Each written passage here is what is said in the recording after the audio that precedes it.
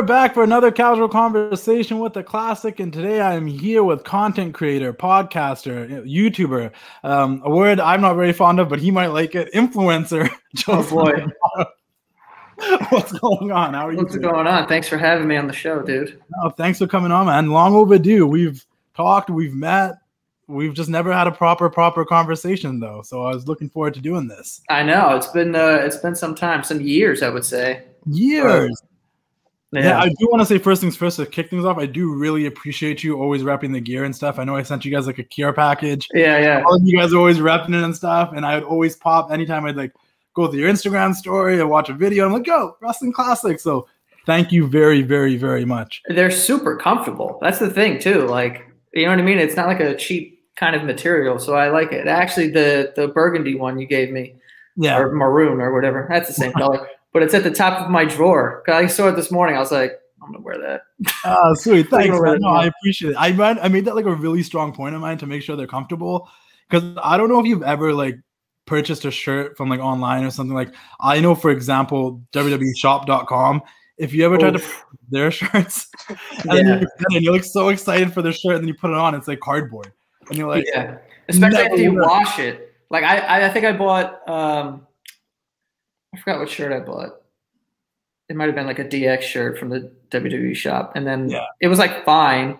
And then I wore it and then I washed it and I was like, well, this is just, it's like literally like wearing fucking construction paper. Like it's just so tough and hard. It's like 110% cotton, not even like 100% cotton. It's fucking ridiculous. Yeah. What are you up to these days? How's the pandemic been treating you? What's been going on? Just kind of chilling, man. I mean, you know, we had a lot of time to kind of think about what the fuck we were going to do. So me and my buddy Greg got working on a game. So we just launched a Kickstarter for that. It actually just ended, but it's like a card game. Yeah. And it was, you know, we were just having like a meeting. This is actually right before the pandemic. We were just having a meeting about like, we usually just do these like brainstorming things. And we were going to make it into like a TV, not a TV show, but like a game show, like hosted online. And then we kind of kept simplifying it until it's like, oh, we can make this into like a cool card game that you could play with your friends, like a Cards Against Humanity or something like that. Yeah. So we just took the pandemic to kind of like perfect that idea, and it changed like a million times. But we're super excited about that. So that has been taking up like a lot of my time. Yeah. Just kind of, you know, launching the Kickstarter, making sure that's like good. And then after, you know, now we kind of have to wait around because everything is being made in like China. And then we have to figure out how we're going to sell the rest of them that we're buying. Like all wait. You have like a history. You were part of like creating a board game in the past, though, right? With Hasbro? Yeah, I created that game Speak Out with me and my siblings. We just kind of like freestyle came up with the thing, honestly. And we were like, oh, this would be funny. I originally bought those because some people who don't know, the game's called Speak Out. If you Google it, you'll know immediately because it's like a super popular game. But it's the things that hold your mouth open. They call them mouth guards, but I don't know. There's like a dentist term for them. Yeah. That I don't know. But I saw on James Corden's show, he had Melissa McCarthy on, and they had those on, and they were trying to drink water. They were trying to blow bubbles. And I was like, oh, this is kind of funny. So I like spent $60 on Amazon to buy this big dentist set because it had 4 of them in there. So I bought it and took the 4 out and just threw everything else out. It was like dentist shit. Yeah. So I was like, I just need to get my hands on these because they weren't. I didn't know where to buy them. Yeah. So I bought them, and then I originally had this idea where we were going to do like a bunch of different things as it like in teams, like me and Keith versus my brother Thomas and my sister Shannon. But then as we were doing it, like we all kind of felt like this is dumb. Like we shouldn't. This is not fun. And then we like came up with it on the spot of like, oh, we should write down things to say, and then you know do that. And so we put that video out. And that was actually the first week that I had an agent. So I put that video out, and then overnight, like I remember at like 3 a.m. for whatever reason, I like woke up and I like looked to see how the video was doing, and it was like going crazy. And I saw one comment that was like, "Is this like an actual game?" And so I started blowing up my agent. Like I was like, "Dude, we need to make this into a game. We need to do this thing, blah blah blah." And then, you know, long story short, it ended up being like a partnership with Hasbro where we released the game. So yeah, that's how I was involved in that. But this time we wanted to do it independently and just do it like me and my buddy Greg and kind of go through the motions, because we plan on doing this like multiple times, like coming up with like a bunch of different games and sort of creating a business in itself with these kinds of things. Because I feel like everyone nowadays thinks the same game. Yeah, exactly. I mean, I don't have, you know, those big of aspirations. I would like it to be like a wing of whatever. I mean, maybe, who the fuck knows? If it catches fire like that, then yeah, let's go down that road.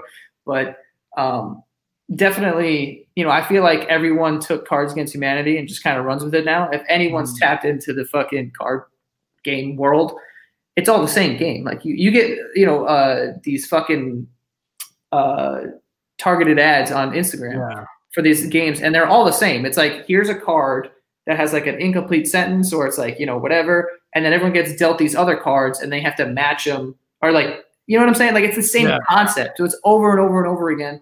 So we're like, dude, we could come up with shit better than this. So we came up with this game, and we, you know, we haven't talked about like another idea or anything, but we fully plan to like just dump all the money back into the game and then try to make it as big as possible and then do it over again. No, sweet. I'm looking forward to that, and definitely let me know when it's out. I'll do whatever I can to help spread the word. And you're right, man. I think like, I remember when Cards of Humanity popped off, like everybody wanted to play it when we started going out drinking and stuff. And it's like, and stuff too. And like card games, like, I'm telling you this coming from someone who's now heading into his 30s, and all of his friends are married, and going out usually tends to be going to the houses with all the couples and playing games. Like, this shit is the stuff we like doing. So yeah, and it's also a game that you see like people playing in bars and shit. You know what I mean? Yeah. Like they like to play those games, and that's another thing too. Like, the reason why we kind of decided like, yeah, we want to enter this sort of industry or this space is because, dude, Cards Against Humanity came out like fucking nearly 10 years ago, and they're still making like a bunch of money off of it. And there's so much longevity to it. Like, every year you get an opportunity to sort of market it again. And, you know, it's not one of those things where it's like, if it doesn't catch fire in the first try, like the first year, it doesn't matter. In 3 years, then it could catch fire. And it's like, boom. You're like, you know, it doesn't have a shelf life. It's I'm like, it'll just be there. Yeah, it'll always be. It's like Monopoly. Everyone knows what it is, and you whip it out. The only problem is it takes way too long to fucking play, and it's not as funny. But but moving forward, I want to talk about your YouTube channel a bit. I know Daniel's actually a big fan of your YouTube channel. He's been watching for years. But looking back at the history, like, what made you want to start the YouTube channel? Was that something you always had the plan of doing? Like, how did it all come together? I think it was always something that I was kind of interested in. Like, I you know, when I was like super young, me and Frank, you know, has Frank been on the show? I think Frankie's supposed to be on the show. And matter of fact, you guys probably should have came on together. Yeah. At the point. Maybe we'll do a round 2 with Frankie, or I'll get Frankie on here. Yeah. So yeah, me and Frankie, we were super young. I actually even goes back even further than that. Cause I mean, I didn't even know this because I was super young. Yeah. But my mom has old home videos of, you know, at the time in like the early 90s, the fucking video cameras were like this. Like, they were huge. There'll like, be someone at your family party making videos, but they're walking around like this, and it was so weird. Yeah, so I wanted to like be the one filming, and my mom has videos of me being like, you know, can I take a try? And she's like, no, because the thing was bigger than me. It would fucking crush me. It would kill me. But she was like, no. But I've always had just like interest in it, and my parents bought me a camcorder. I don't even know why, because I don't even remember asking for it, to be honest with you. Oh, actually, no, that's a lie. I had it because my friends were in a film class in high school, and they needed to make movies like for their final project of some like bullshit elective class or whatever. But me and Frankie took one of those too. I took a video class. Yeah, and we just like took over because we were like super excited, like, oh, yo, we're gonna like do this, whatever, because we were interested in doing it. And we filmed these videos for them, and they were like, yeah, we should just make our own type of thing. So of course back then, like, Jackass was popping off, so there was a good, you know, amount of that. Yeah, where it's like we were just fucking around, like throwing shit at each other and just filming it, or like we would do a lot of fake wrestling matches too, like a lot. Or you would cutting promos and then doing the match. Like, it was just terrible. And like I have the tape still, I just have to figure out how to send me some classic Joe Santagato promos. Bro, I want them so bad because you don't know where they are. Because if you have them, I'll use it to promote this. No, I have, but I can't get I have to buy the necessary things to because they're on fucking cassette tapes. Yeah. So I have to transfer them to digital so that I could like put them out because I want to watch them. And I told Frank, I was like, yo, I'm only gonna watch them if it's me and you. I was like, but we have to decide like who can see this and who can't because they're so cringy and it's like terrible. But we used to do sketches like that all the time. And I remember when Facebook started rolling out that you could leave videos on people's walls. I started doing that. Yeah, that was like a throwback. So they once that started happening, I was leaving videos on everyone's wall. And then someone suggested I make a YouTube channel, this kid Kevin. And I was like, yeah, I'll try that. So then I use that same camera to just shoot like little dumb shit. Like, and then it was funny because vlogging to me, I don't really know the origin. Like my origin of it is Wiz Khalifa, like, which is crazy because he used to do this segment called, fuck, I don't know what it's called, but he had like a segment where it was like vlogging. Yeah. And it was, they would follow him around and like, you know, whatever. And he would put the videos out on YouTube. So I was like, oh, okay. So I'm going to do that for me and my friends. So I took the camera on like a road trip that we went to. My friend had a summer house in Connecticut and I filmed it and I like taught myself how to use iMovie to kind of like fuck with it. I was definitely using the slow-mo way too much, like way too much. And then I would put like these songs in it and whatever. And I just posted those just to have, like, I wasn't thinking of anything because like vloggers, YouTubers, these things didn't exist at all. Yeah. And like Jenna Marbles existed, but you didn't really know what the fuck was going on. Like you just knew the name. Like you thought she was just putting the stuff out there. This is before Twitter. This is before Instagram, like all of this shit. Like Twitter existed, but no one was on it. Like I remember at one point it was like just Soulja Boy had that shit. And that was it. Like it was just him, but no one like really had it. I remember having Twitter in high school when I was a sophomore. So was that like 16 years old? And I would be tweeting, but I was like, this is still, like I stopped using it for like 2 years or something. Like, that's how I used it. I thought it was this cool new thing, and I stopped using it. And now it's like it's Twitter. Like I probably should have kept using it. I don't know. Yeah. So and then you know, I like eventually after making a couple of those videos, I was like, you know what? I've seen these videos with Jenna Marbles where she like talks to the camera. I was like, I'm gonna try my hand at that. So, and it's actually kind of funny because the first, dude, talk about like politically correct and like, you know, whatever, but the dumbest beginning of a career you've ever heard of, the day before I shot my first video that was like, you know, commentary or whatever you want to call it, I went to my friend's house to get a haircut. I don't know why I didn't go to the barber, but I was like, yo, you can just cut my hair. And he just buzzed my hair. He just shaved it and didn't line me up or anything. So my hair was all fucked up. Yeah. And then being a kid who's 18, I don't even know what year that is, 2010 maybe? Yeah.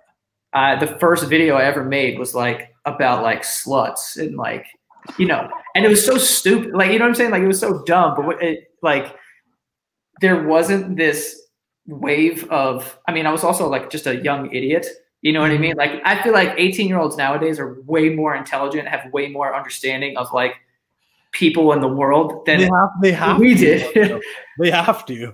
Yeah. So like that was my first video, and it was like on the internet for so long, and then I eventually like took down that whole channel because I was just like, this is so old, and it wasn't that I was afraid of like whatever, and like I'm sure there would be people who would go back and like watch that video and be like, this is like, we should cancel this kid because of that. You know what I mean? Because it was very like misogynistic. Because at the time, it's like, oh, this is very funny, and like, and I'm just the word. It's just so fucking stupid, dude. Like,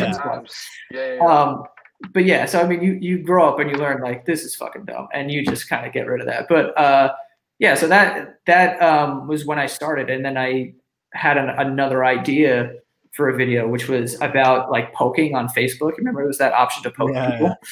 And that was like the first DM kind of. It was like you try to get them. It wasn't like sliding into DMs or even saying anything. It was just like, I'm just gonna poke this person, and that would last for fucking months, poking back and forth. Yeah. So I did that. I did a video on that, and it just so happened that it landed like exactly a week after the first video on a Tuesday. Yeah.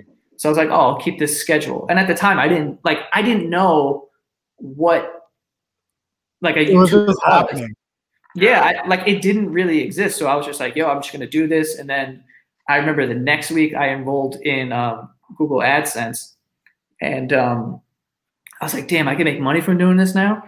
So I got a check in the mail from Google, and it literally was like 7 cents.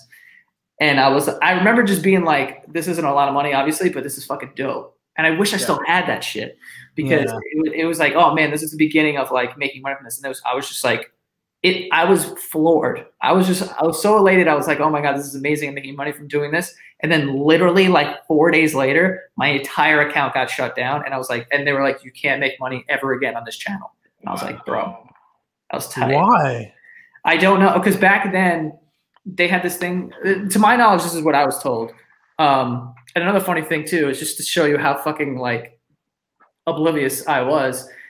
I remember my dad asking me like, how many subscribers do you need for you to start making like serious money and for this to be your job? And at this point, I think I had like 2,000 subscribers. And I was like, honestly, I think like 12,000 subscribers. What? Yeah. Like now, like someone who has 12,000 subscribers probably wouldn't make like $8 a month. Like, you know what I mean? Like, it's crazy. So, yeah, so I got shut down because there was a thing back then, you know, obviously there was like a way less understanding of Google and YouTube, like that partnership or whatever. And people could like click bomb. So on YouTube videos, if you click on the ads, you make more money than someone just Xing it out. So if I told people go click on it, then they would flag me for that. That would be against the terms of service. So if it just looked like someone was just clicking on the ads, they just canceled my shit. I could never get it back. And then I grew that channel to like 250 or 300,000 subscribers. And then I had to make the decision of being like, bro, I'm not making any money from this. Like, it's a good look, obviously, because there's a lot of people subscribed. But then I just started from zero again, because I was like, I have to make money from this. Otherwise, I'm like, what is the point? Oh, absolutely. I think when you did like start up again, like a lot of like the how-to videos popped off, and like, you know, the what you say with Heath and like the people at Walmart. I think that series, like personally, that series got me into your channel, and like watching it like as a fan, and like just I think one of my friends introduced it to me at like lunch, and I'm like, what the fuck is this? And like you were just like reacting to it. And it was just like the topic of it was very simple, but like the delivery of it was like, holy fuck, like this is something, like, you know what I mean? It was great though. I've always been curious, how do you find all this stuff? Like, do you scour the internet? Do you have a team? Like, because you did the people at Walmart. There's another one with the DMs. And just like, I'm like, where does he find all this information? Even with your guys' podcast, like the Basement Yard and stuff. I'm like, they have some of the most interesting, funny ass fucking topics. Where does it come from? There's no team. I really wish there was. At one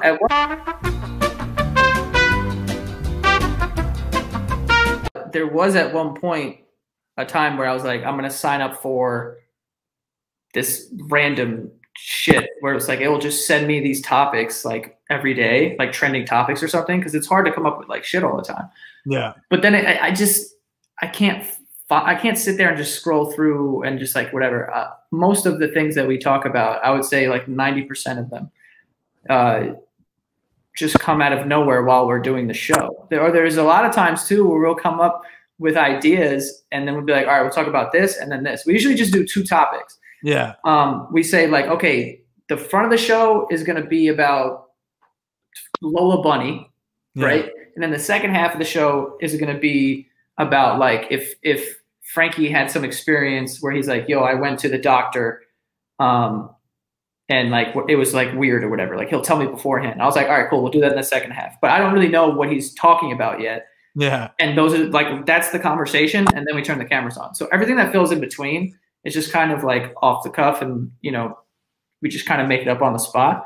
But for the videos, like I usually would go out of my way to find these things. You know, the thing that actually sent me like super viral was the DMs thing. I think that you're referring to was idiots of the internet. Yeah. And I don't really know how that started. started, I like found a couple of tweets. It was just like the dumbest tweets or whatever. So I would just be Googling like dumb tweets, and then things would pop up, and I would make the video with that. And then eventually the hashtag idiots of the internet became like a thing that people would attach these tweets to. So it was much easier to find them after that. The people of Walmart thing though started because I would get tweets all the time from people being like, yo, you need to look at Walmart. I'm like, because there's no Walmart near me. I've only been to one in my life, and I was like in Pennsylvania. Yeah. So I had never been to one, and I never like understood. So I was just like, why do people keep saying this? So eventually I just like Googled like people at Walmart or something, and I hit Google Images, and I saw this, and then eventually it led me to, there's a website called People of Walmart. And it's just dedicated to these pictures. So this person just curates pictures from Walmart. So that was like insanely easy for me. I was like, oh my God, this is like, whatever. And people love those. Where does he get all this stuff from? Like, where is he finding it? That makes sense. It would just be me scrolling through pages of like either Google Images or like, whatever. And I would just find them and kind of put them in the video. That's pretty much it. No, anybody I've ever talked to, and I was like, oh, like Joe, like he followed the page, or like Joe this, and they're like, everybody knows this stuff. Everybody knows a YouTube channel. Everyone's watching the videos. Like Daniel, when I invited him to come do this with me, he got hyped. He's like, oh, I've been watching him since I was a kid. And I'm like, no, man. I'm like, he's a good dude. I'm like, I don't know. So, like, you started making these videos, like People at Walmart. Like, did you already watch them? Did you watch it as you're recording it and like, kind of react like for the first time to it? No, I picked them.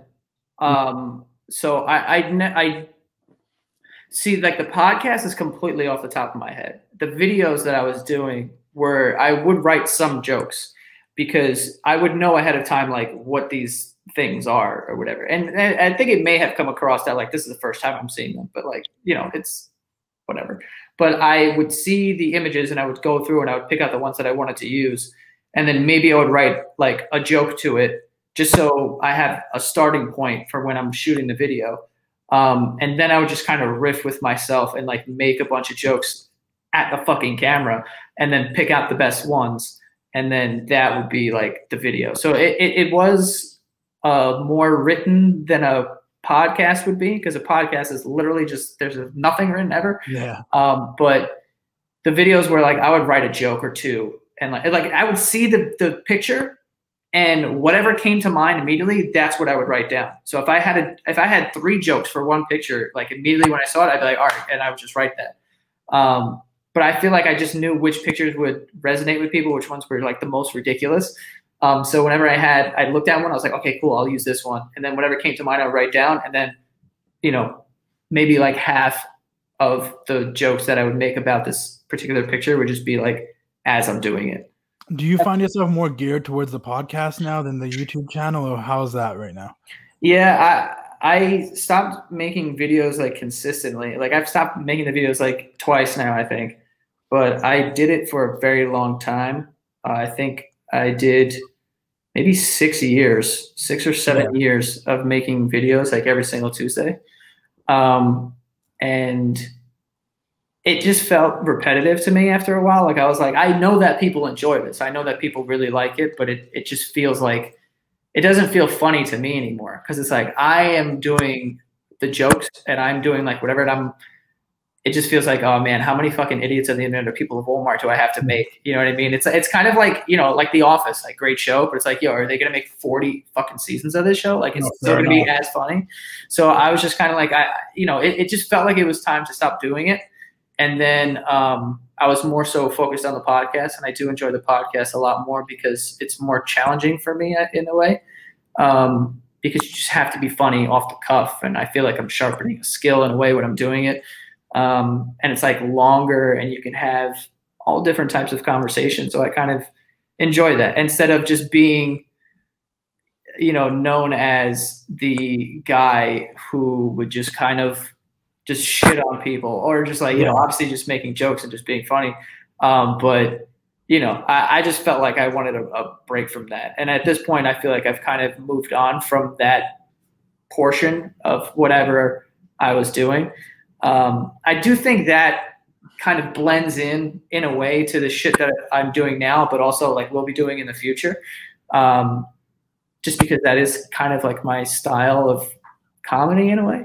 Yeah. So, it's not like it's completely dead. Like those videos, like I probably won't make another like people of Walmart video ever again, just let them be what they are.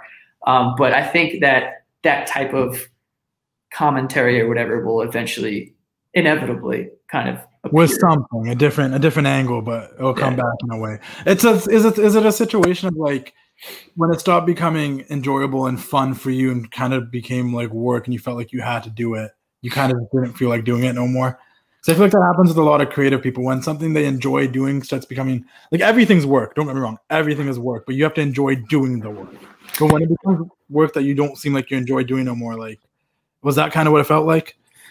Not really, to be honest with you. Like it definitely, it felt like a job for a long time, just because it's, there was a lot of stuff sort of involved in making them, but I enjoyed the job, and I still enjoy the job. Like I did go back during the pandemic actually, and I put out, I think maybe like 5 or 6 videos in a row, because I was like, you know what, I'm going to try my hand at this, and whatever. Like I knew I didn't want to go back to making like the same exact sort of videos. Like I didn't want to tap into idiots of the internet, people at Walmart, like these kind of like series again. But I wanted to make videos sort of like, I feel like I had grown a lot sort of comedically or, whatever in that time. So I wanted to make videos that kind of, I don't know, that would make me feel better about putting out and not feeling like I'm regressing. So I put out those 5 videos, but then I just started to realize like, this is just not the same anymore for me. Yeah. And, I do think, the videos that I did put out during the pandemic were good and I liked them. But I just felt like I needed to figure out a different way to kind of get it too, because I also feel like the YouTuber age is like kind of passing, if not past. Like I don't really know too many YouTubers. When I first started, there was none. And then as I started to become, popular-ish, there was a lot, there was a ton. And then I was able to kind of like, stay the course and like keep growing, and a lot of it faded away and a lot of people faded away.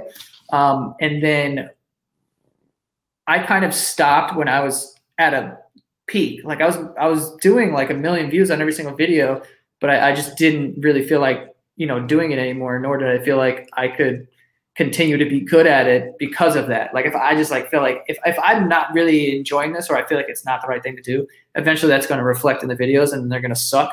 And you don't want to go out like that. So I was like, you know what? I'm just going to like step away from doing this shit and just kind of focus on the podcast and like kind of grow this, because it was a side thing for so long. But then I wanted to make it a main focus because I really enjoyed doing that. So that's kind of why the podcast is where it is now, because, I was able to kind of hone in on it and make it my main focus. But yeah. Yeah, I'm a big fan of the podcast. Like that's where I know Daniel's more watched a lot of the YouTube videos, but I just love the freeness and the openness and the honesty on the podcast and the insanity of the conversation sometimes about the things you guys will talk about. And I do like, and I think that's the most successful podcasts are the ones where they're not really trying to be politically correct all the time. And they're just saying how they feel. And that's the one thing I love about you guys. And I think anyone that hasn't, go check out The Basement Yard. It's hilarious. And I also love the relationship you have with your family. Like when you have your siblings on and shit, like you can just tell, like, like it's quality shit.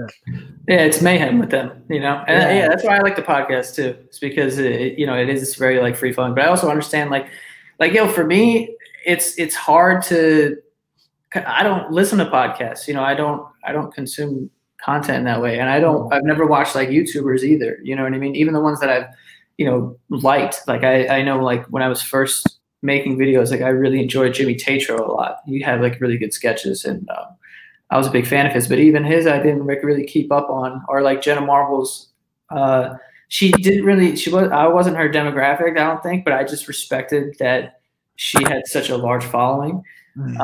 So I would be interested in like watching to see like what she does, sort of like her recipe for success. But I never, it's hard for me to consume that. And I do understand like a lot of people who like really enjoy the videos won't enjoy the podcast. It's like, I just don't like the video's fucking an hour long. Like I don't have that kind of time to sit around and watch this whole thing and just like catch the bits that are like, whatever. So I get that. And like, I think about that all the time about, packaging content in a way that would make me feel satisfied, but also for the people who enjoyed 5-minute videos, they would also enjoy too. So, I mean, that's something that I think inevitably down the line, you know, I'll be able to kind of address and like put some stuff out and, you know, whatever. But, you know, at the moment, I like doing the podcast, and there's a lot of like projects that I'm working on behind the scenes that really have nothing to do with, some of them have nothing to do with comedy. Some of them, you know, are just whatever. But, you know, I've put a big focus on building a business instead of just being like, I'm just going to lean on being an influencer for the rest of my life, because that's never going to happen. That's smart. Let's take it back for a second, though. Let's talk about that time you got to do the Rock the promo. Oh, yeah. Rock. I mean, this technically is the wrestling classic, so we got to talk about some of this wrestling. Dude, here. How'd that come about? Kind of the experience, because you got to work with Christian, Rey Mysterio, all these guys came through. Yeah, it was crazy, man. Like, I got an email. Well, my agent emailed me, and he said that The Rock was launching a YouTube channel, and his production company, $7, I think it's called. Yeah, and he's like, oh, he's launching a YouTube channel, and he's launching it with this series called Rock the Promo, and they want you to host it. And I'm like, oh yeah, that's fucking The Rock. You know what I'm saying? Like, the fuck, like, this guy's the man.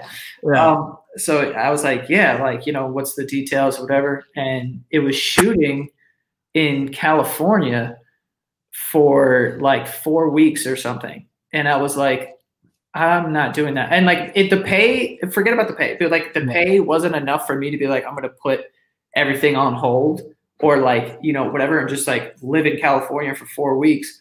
You know, it was like a couple $1,000s. So I was just like, I can't do that. Like, at the time, like, I could probably make more money doing what I'm doing now and focusing on what I'm focusing. Because like, at the time, I was also like really focused on growth. So I was like, no, I was like, dude, I can't spend 4 weeks in California. I'm sorry. Like, I'm not going to do that. So he was like, okay, whatever. And I kind of forgot about it. And then apparently he really wanted me to do it. So he had his team come to New York instead to shoot it. And they were like, if we come to New York, will you do it? And I was like, yeah, I'll fucking for sure. So, and he showed me an email, and like, I don't know what the fuck it is. I don't remember what it was, but it was an email from him, not to me, but to his team that they forwarded to my agent. And he like had screenshot something that I said or something. And he's like, oh God, I love this kid.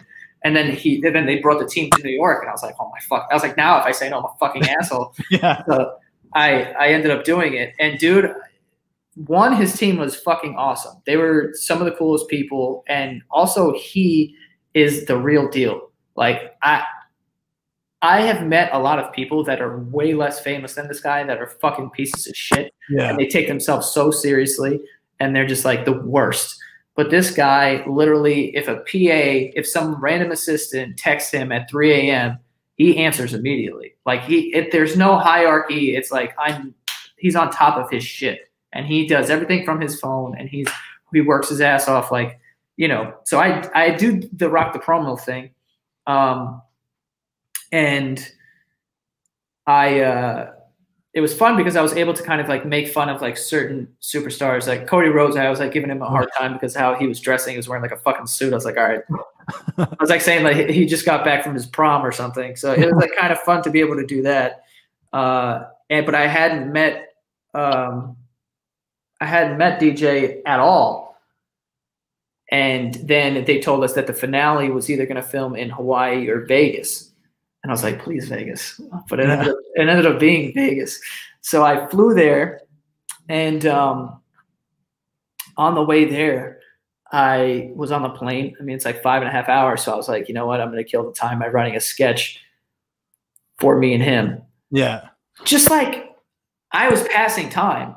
So I wrote this whole sketch out, and it was pretty long. Not pretty long. Like it would have maybe come out to like 4 minutes or something shot. And I was just like I said, I was just killing time. Like I didn't really expect, nor did I have previous conversations with anyone on his team that like, yo, I'm going to do this video with him or whatever. Like that wasn't part of the deal at all. So I wrote this whole thing. And at the end of it, it like ended with me and him getting into an argument and him giving me a rock bottom or whatever. But I thought it was funny. So I was like, you know what? I'm going to send this to the production team. So I CC'd the team and I sent them an email like, hey, I just wrote this on the plane. Like, if he has time and wants to shoot it, or if he's interested in it, then like, cool. But you know, so we get to Vegas, we have to shoot like a bunch of random shit the night before, and then the next day we're filming the actual finale, which the whole thing was improv. Like, they didn't give me any lines. They didn't like. There was like an introduction that I had to do where they gave me lines, but the rest of it was just fucking do whatever you're doing. So I was just kind of like, I was actually more comfortable in that too, because I'm horrible at remembering lines and shit. Yeah. So I was like, thank God. So, but I remember we're on set and I'm like making sure I can remember these fucking 3 lines for the intro.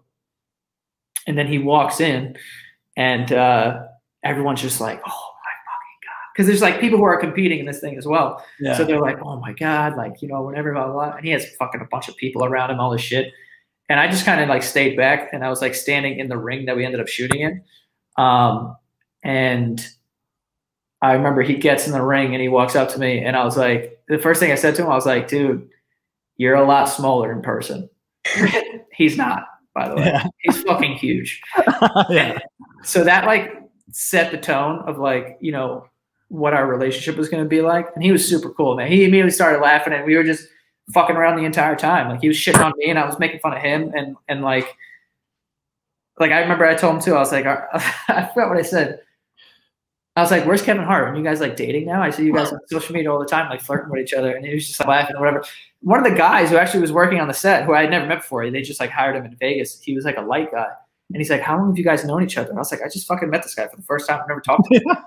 And he's like, I thought you guys were like best friends. I was like, no, I don't know this guy. Like, he's a man. I was like, you know, whatever. So then we shoot the thing. Like, I also remember like the director kept giving us shit because we would be fucking around and like laughing in between takes. And he's like, come on. And like, he was like, so we were like kids. We're like, okay. Yeah. Like, and then we had to shoot. So he was like super cool. And then after we shot,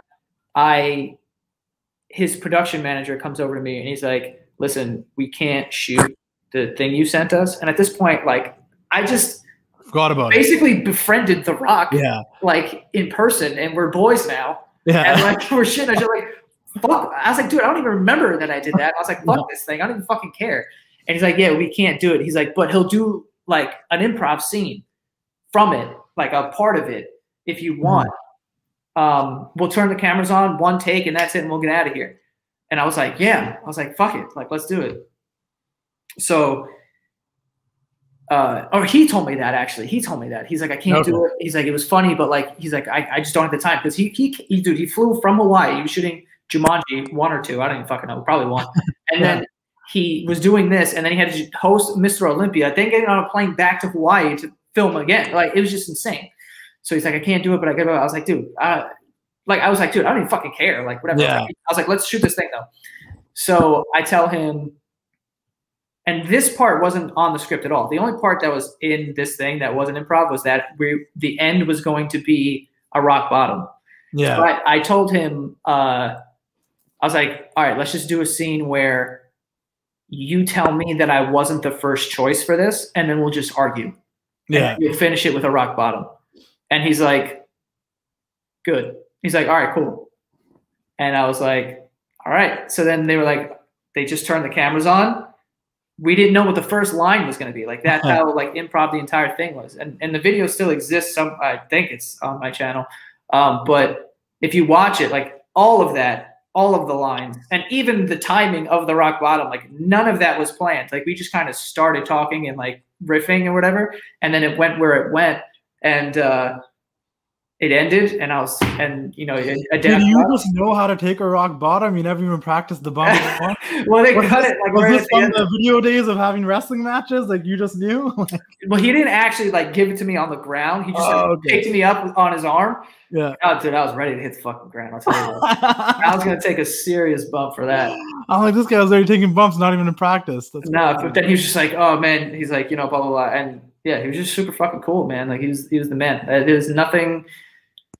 Like, there was nothing crazy about him. He wasn't like too cool for anybody. He was super nice to everyone there. His mom was there too. But he was just the man. He's the coolest. That's an awesome story. Thank you for sharing that with us. I know we have to wrap this up soon, but I do want the people that are coming from the Wrestling Classic side to know that low-key Joe grew up a wrestling fan himself, guys. Yeah. One of the first conversations I remember having with Joe was WrestleMania 33 and the Hardy Boys returned. And I got a random DM about Joe being like, I'm about to throw someone through a table myself. The Hardy Boys are back. I was so hyped. I think I had just moved into my apartment in like Long Island City. Yeah. And sound traveled through that place like you would not believe, bro. Like I could hear people like drop a fork on the first floor because it was an old building. And dude, the Hardy Boys came out and we lost our fucking minds because Jeff Hardy was my guy. Like, yeah, was it WrestleMania? I think 17. Maybe it was the tables out of chairs match. Yeah, 17. Yo, bro. First of all, that was a ridiculous WrestleMania. I'm not gonna get into that, but like, so that when they came out, I was just like, oh my fucking god, like whatever. Like I've seen 17 a billion times, and like, I'll watch it tonight probably after this conversation. The greatest WrestleMania ever. I made him watch it actually last week. I'm like, you never watched 17 bro, from start to finish? What? Shit was so hard. Yeah. But yeah, we screamed, and I got a text immediately from my landlord, like, "Are you having a party?" And I was like, "I just kicked everyone out. I know it got it." I was like. But I was like, yo, you guys gotta chill out. But I was like, fuck it. I have a video of it. I think I posted it on Twitter. So I would have to go all the way back, but we lost it when that happened. It was great. Yeah, I don't think we ever really talked. Like, obviously, I thank you for following and stuff. I'm like, oh, it's so cool he follows the page. But then you messaged me because the Hardy Boys returned. I always remember that. I'm like, oh, he is a wrestling fan. That's insane. Yeah, dude. Who were some of your other favorites growing up? Huh? Who were some of your other favorites growing up? Big Stone Cold guy. Love Jeff Hardy. I was also went through a very serious Kane. He just got inducted, I think, right? He's getting inducted, yeah. Yeah. Who else did I love? The Dudley Boys, obviously.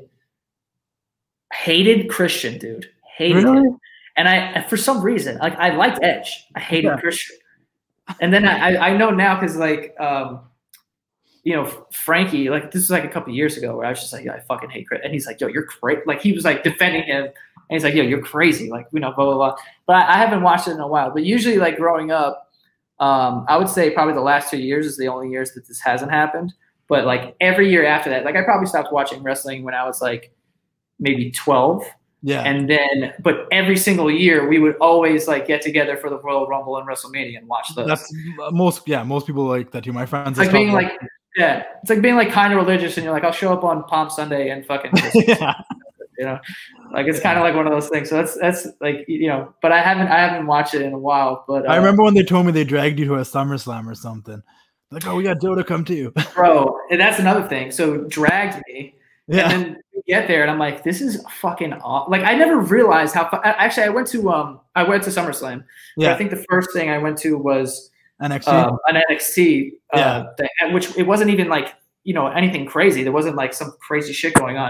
But I was like, I was also hammered, but I was like, this is fucking great, dude. Like everyone, you know what it was? It's so cool to see people like super bought in to this thing. Like everyone's there. Like, how obviously there's the stigma and like the judgment where everyone's like, yo, like wrestling's for kids and this and that, blah, blah, blah. Like, but it's so cool to be there and be like, yo, everyone's so bought in and like, it's just fucking awesome. It's the same thing with like Comic-Con. Like I went to Comic-Con recently and I'm like, some of these people nerd the fuck out and they get dressed up and this and that.